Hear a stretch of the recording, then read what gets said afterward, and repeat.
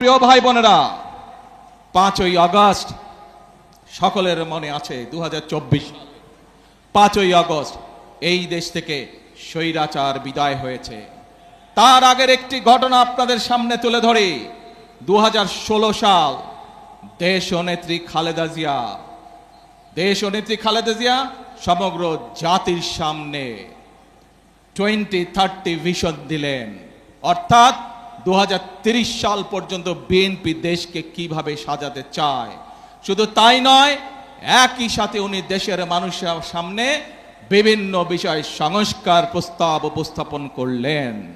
পরবর্তীতে আবারও বিএনপি বাংলাদেশ জাতীয়তাবাদী দল যে সকল রাজনৈতিক দলকে সাথে নিয়ে রাজপথে আন্দোলনে ছিল, সকল রাজনৈতিক দলকে একসাথে নিয়ে দেশের মানুষের সামনে আমরা আবার সংস্কার প্রস্তাব উপস্থাপন করেছি।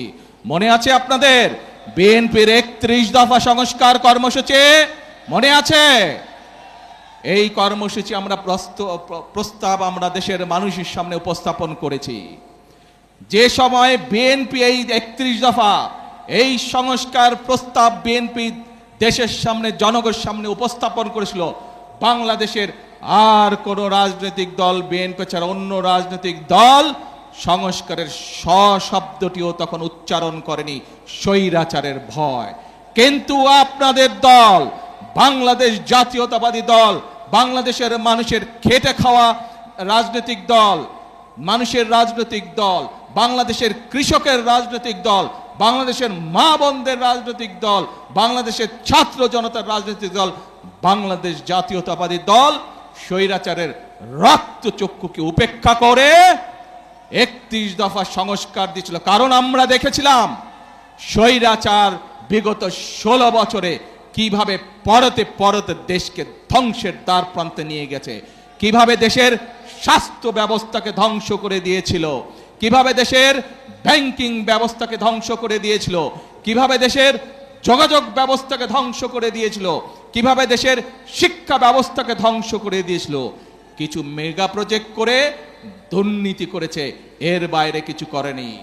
এখন প্রিয় ভাই বোনেরা, 5 তারিখের স্বৈরাচার পালিয়ে যাবার পরে যে অন্তর্বর্তীকালীন সরকার আসলো, সেই অন্তর্বর্তীকালীন সরকার এসে সংস্কার কমিশন গঠন করলো। সেই সংস্কার কমিশনে আপনাদের পক্ষ থেকে, জনগণের পক্ষ থেকে বাংলাদেশ জাতীয়তাবাদী দল তার মতামত উপস্থাপন করেছে।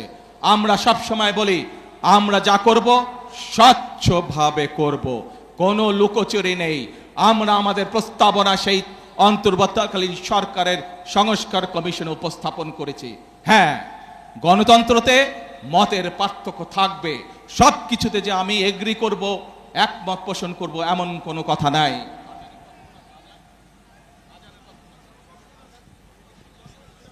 আমরা সেখানে কতগুলো বিষয় দ্বিমত পোষণ করেছি অন্য অন্য দলের সাথে, এবং সেই মিটিং থেকে বেরিয়ে এসে আমরা জনগণের সামনে, দেশের মানুষের সামনে পরিষ্কারভাবে তুলেছি আমরা যে কোন কোন বিষয়ে আমরা একমত এবং কোন কোন বিষয়ে আমরা দ্বিমত পোষণ করি। এই সংস্কার কমিশনের আলোচনার পর আপনারা দেখেছেন সেই অন্তর্বর্তীকালীন সরকার সংসদের দক্ষিণ প্লাজাতে একটি অনুষ্ঠান করলো, যেখানে জুলাই সনদ নামে সনদটি স্বাক্ষর করলো। বিএনপি স্বাক্ষর করেছে, তারপরে আরো বিএনপির সাথে লাইন দিয়ে আরো কিছু দল স্বাক্ষর করেছে। প্রিয় ভাই বোনেরা, এই বিগত 17 বছর আন্দোলনে বিএনপির শত শত নেতাকর্মী গুম খুনের শিকার হয়েছে। বিএনপির লক্ষ লক্ষ অর্ধ কোটি নেতাকর্মী গায়েবী মামলায় নির্যাতিত হয়েছে। আজ এই হাজারো মানুষের সামনে দাঁড়িয়ে, এই মিডিয়ার সামনে পরিষ্কারভাবে আমি আবারও বলে দিতে চাই, সংসদের দক্ষিণ প্লাজায় দাঁড়িয়ে বাংলাদেশ জাতীয়তাবাদী দল যে জুলাই সনদে সই করে এসেছে, সেই জুলাই সনদের প্রত্যেকটি শব্দ, প্রত্যেকটি অক্ষর আমরা ইনশাআল্লাহ এক এক করে বাস্তবায়ন করব। কিন্তু বারবার পরিষ্কারভাবে এই কথা বলে দেওয়ার পরেও আমরা দেখলাম যে কিছু রাজনৈতিক দল সংসদে এবং সংসদের বাইরে জনগণকে বিভ্রান্ত করার জন্য কিছু কথাবার্তা তারা বলা শুরু করেছে। প্রিয় ভাই বোনেরা, অন্তর্বর্তীকালীন সরকার 11টি কমিশন করেছিল। 11টি কমিশনের মধ্যে সংবিধান আছে, বিচারের বিষয় আছে, প্রশাসনিক আছে, স্বাস্থ্য আছে, নারী আছে। আজকে ষড়যন্ত্রের গন্ধ পাচ্ছি আমরা। খেয়াল করে দেখবেন, যারা এই সংস্কার করে যারা জনগণকে বিভ্রান্ত করতে যাচ্ছে, জুলাই সনদের সম্পর্কে বিভ্রান্ত করতে চাচ্ছে, তারা কিন্তু নারীর স্বাধীনতা অথবা নারীর উন্নয়ন নিয়ে কোনো কথা বলে না। তারা ওষুধের বাংলাদেশের মানুষের চিকিৎসার জন্য যে চিকিৎসা কমিশন করা হয়েছিল, বাংলাদেশের মানুষ যাতে ওষুধ সহজে পেতে পারে, চিকিৎসা সহজে পেতে পারবে, সেইটির ব্যাপারে তারা কোনো কথা বলে না।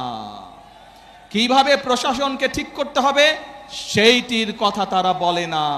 কিভাবে আইন শৃঙ্খলা ঠিক করতে হবে সেইটির কথা তারা বলে না। তারা শুধু সংবিধান এই বিষয়ে কথা বলে। প্রিয় ভাই বোনেরা, দেখেন তারা কিভাবে বিভ্রান্ত করছে। নির্বাচনের সময় আমি আপনাদের বলেছিলাম যে কিভাবে তারা বিভ্রান্ত করছে।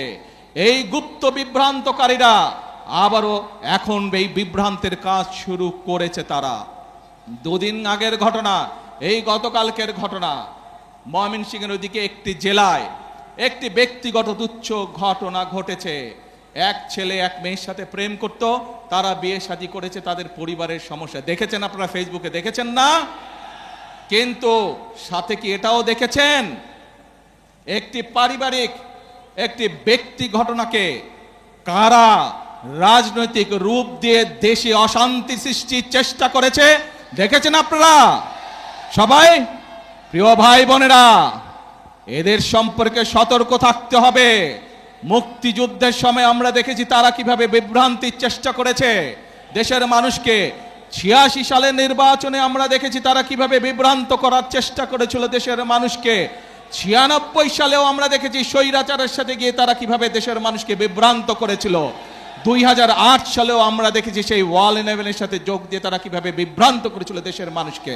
প্রিয় ভাই বোনেরা, আমরা দেশের মানুষের জন্য ফ্যামিলি কার্ড করতে চাই, কৃষক কার্ড করতে চাই, ইমাম মুয়াজ্জেম সাহেবদের জন্য আমরা সম্মানের ব্যবস্থা করতে চাই, খাল খনন করতে চাই, বৃক্ষরোপণ করতে চাই, দেশের যুবকদের কর্মসংস্থানের জন্য বিদেশে এবং দেশে কর্মসংস্থানের কথা করতে চাই। এইসব ব্যাপারে কোনো কাজ করে না। দেখেন নাই নির্বাচনের সময় কেমন বলেছিল, রাখ তোর ফ্যামিলি কার্ড, মনে আছে? প্রিয় ভাই বোনেরা, জনগণের স্বার্থে যেই কাজ সেটিকে তারা রেখে দেয়, কিন্তু নিজেদের ক্ষমতা ষড়যন্ত্রের মাধ্যমে ক্ষমতা কিভাবে কক্ষিগত করতে হবে সেই কাজের জন্য তারা এখন বিভ্রান্ত ছড়াচ্ছে। প্রিয় ভাই বোনেরা, আজ বগুড়ার মানুষ সহ সারা দেশের মানুষকে আমি জিজ্ঞেস করতে চাই, আপনারা কি ফ্যামিলি কার্ড বাস্তবায়ন হোক চান? দেশের কৃষক সমাজকে, কৃষকদেরকে আমরা কৃষক কার্ড পৌঁছে দিব সেটি চান? আপনারা কি দেশে খাল খনন চান? বেকার যুবকদের কর্মসংস্থান দেশে এবং বিদেশে ব্যবস্থা করি সেই কাজ চান?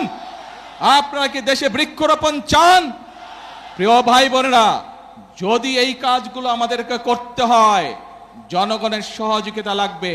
যদি এই কাজগুলো আমাদেরকে বাস্তবায়ন করতে হয় এই ষড়যন্ত্রকারীদের বিরুদ্ধে আপনাদেরকে সজাগ এবং সতর্ক থাকতে হবে। কারণ তাদের অতীত ইতিহাস বলে দেয় যে কতবার দেশ স্বাধীনের পরে, দেশ স্বাধীনের আগের শুরু থেকে তারা কতবার চেষ্টা করেছে দেশের মানুষকে বিভ্রান্ত করতে।